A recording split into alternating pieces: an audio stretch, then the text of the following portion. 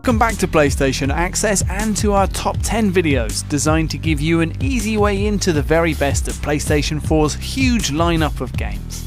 This week we're looking at the best action games on PlayStation 4, shining a light on the daring adventures, dazzling combat and high-stakes heroics behind our favourite blockbusters. In no particular order, let's get started with Batman Arkham Knight, because even now, almost 5 years later, it's hard to find a game that looks as good as Rocksteady's closing chapter of the Arkham trilogy, an extraordinary mix of technical muscle and creative flair that gives us a deep, textured Gotham of shadow and light. Knight is a suitable climax to a brilliant series. Arkham Asylum and Arkham City, which are available and recommended as remastered on PS4, delivered lore-rich Metroidvania experiences and deep, sophisticated and distinctively Batman combat. Arkham Knight transports this core gameplay into a genuinely open-world Gotham, adding an equally considered Batmobile, improved grappling and gliding, more gadgets, and a gripping story that, even in the absence of the dearly departed Joker, showcases the extraordinary talents of Mark Hamill. Arkham Knight is a huge, sumptuous send-off and still one of the finest action games there is. If you're lying, I'll break the other one. The other one? Ah! Next up, Sekiro Shadows Die Twice, or what happens when From Software shift away from the complexities of RPG character building and focus on making the slickest, most challenging combat system they can. The result is a wonderfully layered fighting experience built around posture, deflections and pure timing. One that's just as rewarding as the gradual grind of Dark Souls, but relies on upping your skills as much as your level. Sekiro is set in Japan's Sengoku period rather than Dark Souls' medieval European-style world, but offers the same satisfying progression, gradually unlocking an interlinked, semi-open environment full of shortcuts and secrets. And you'll get the same rush when you finally overcome bosses and brutal difficulty spikes too, though that final victory here comes with the added rush of having focused and mastered techniques that seemed impossible when you started the game.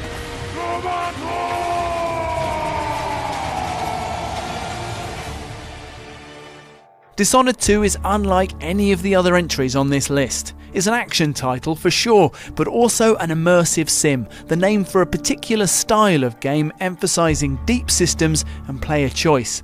Here that means an incredibly rich narrative set in a superbly textured world, and a series of powers that combine with flexible mission design to offer multiple solutions to any given problem. It's a nerdy sandbox of puzzles, lateral thinking, and if you fancy it, crazed action. The game can accommodate absolute stealth, with players consuming each level and intricacy piece by piece, avoiding detection throughout, and frenzied superpowered violence, as well as everything in between. It is, along with its predecessor, again available on PS4 as a remaster and totally worth your time, a sophisticated, hugely satisfying, and however you approach it, brilliantly playable triumph. How many times have I looked at that skyline? It feels like everything just changed. Next we have 2018's God of War, an epic jumpstart for what might be PlayStation's defining action series. Back on PS2, the original God of War proved that Western developers could compete with their more established Japanese peers when it came to slick, split-second combat. In 2018, the new God of War proved that an evolved form of the same combat could be the foundation for a reinvention of the series, which introduced a depth of character, story and world building that made God of War a blockbuster worthy of standing alongside contemporaries like Uncharted and Horizon Zero Dawn. This is no mean thing, to take the old Kratos, basically murder itself with a goatee, and to transform him into a character worth following and caring for, while still delivering on the action that the God of War name stands for. Boy. As a playground for stalking orcs and taking on Sauron's armies with some unusually slick Batman-style combat, both Shadow of Mordor and its ambitious follow-up Shadow of War are huge, time-swallowing fun. In fact, there are two things that push the Shadow games into our top 10. The first is the Nemesis system, through which you can interact with Mordor's ranks of orc captains, conscripting them or getting revenge on them for your previous deaths. It's a brilliant game within a game. And the second is the fact the design and personalities of the orcs are taken quite directly from Peter Jackson's film adaptations of Lord of the Rings, and the game captures them brilliantly, all sneering cockney crooks and working class heavies. In Shadow of War, these things combine in huge siege set pieces where you invade fortresses with your conscripted armies, complex, customized and climactic action sequences that feature actual dragons. The world of men is ending. Devil May Cry 5 is up next, a sequel that is for our money the purest expression of the series' stylish action philosophy that Capcom has ever produced. You've got 3 characters to master. First up, there's Nero with his sweeping sword attacks, thumping double-barreled revolver and detachable exploding robot arms. Then you've got Dante, the solid snake of the Devil May Cry universe, a versatile showman who's just as comfortable juggling demons with graceful swordplay as he is punching their faces off with a set of fiery gauntlets. And finally there's V, a mysterious newcomer who summons a trio of demons to do the fighting for him. Shifting between these characters is a bit like changing the lens on a camera. You're still controlling the same machine, all that differs is the way in which that machine frames the action.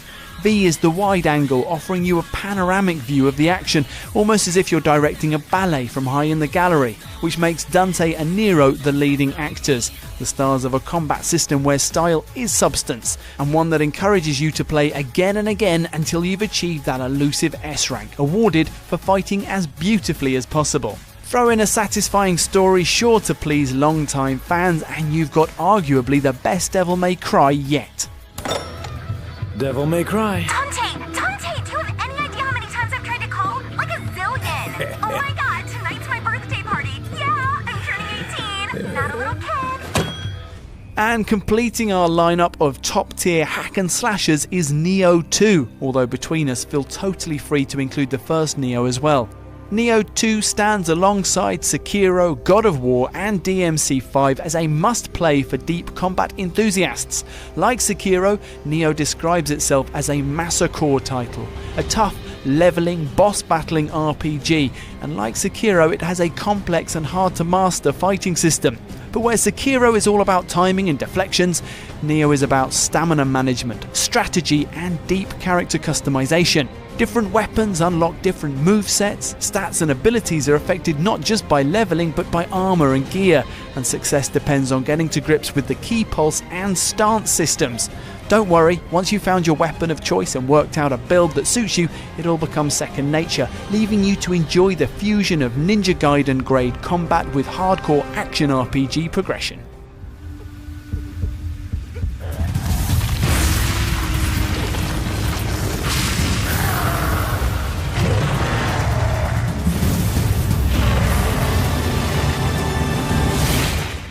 Next up, we have Uncharted 4: A Thief's End, because obviously, if PS3's Uncharted trilogy is a perfect matinee triple bill, action, laughs, romance, Nathan Drake's PS4 send-off takes things to an entirely different level.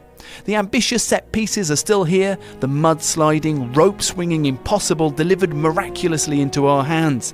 Globe-spanning environments boast an improbable, simultaneous mix of outrageous scale and minute detail, game-stopping vistas contrasted with authentically modelled rock slides. And above all, there's a weight and seriousness to the story that adds poignancy to the established mix of adventure and laughs. The result is the final chapter that Nathan Drake deserves, a development rather than another run-out, and a chance for us to enjoy him one last time in his most spectacular setting yet. Way to go, Sully. Still got it. Control is a rare gem, a true original which combines gameplay experimentation with stylish visuals and a compelling cult story. Enjoy the X-Files and Twin Peaks vibes of the game's setting, a secretive government agency dealing in the paranormal, based in the oldest house, a brutalist skyscraper semi-hidden and semi-alive in the middle of New York. Jessie Faden arrives to investigate her own past, but is quickly, alarmingly promoted to director, with the agency under attack from a force called the Hiss. It's weird, new weird to be precise, and backed up by fantastic, physics-affronting gameplay, with Jessie's growing set of powers seeing her levitate, mind control and telekinetically throw her way through environments and enemies alike. Control is wonderfully, uniquely itself, the kind of tantalising, half-understood world of secrets you can totally lose yourself in, and an absolute one-off. Welcome back, Director. And speaking of one-offs, Jedi Fallen Order is our kind of Star Wars game, one that makes full use of the established universe and combines it with new planets, characters and Star Warsy ideas that give us more to love. Our hero is Cal Kestis, a one-time Padawan who's learned to hide among the ruins of the Fallen Republic and is now forced into action as the Empire comes hunting for Force users. Cal's Force powers and fighting skills unfold into an accessible but deep combat system, while there's a Dark Souls touch to his progression and exploration of various star systems, along with a suitably unlikely crew. But Fallen Order truly stands out when delivering moments that capture the elusive essence of Star Wars magic. A scrapper's yard filled with relics from the Clone Wars, weed-covered walkers in the swamps of Kashyyyk, or the chilled reverence of an ancient temple. Yeah, I'm okay. You alright?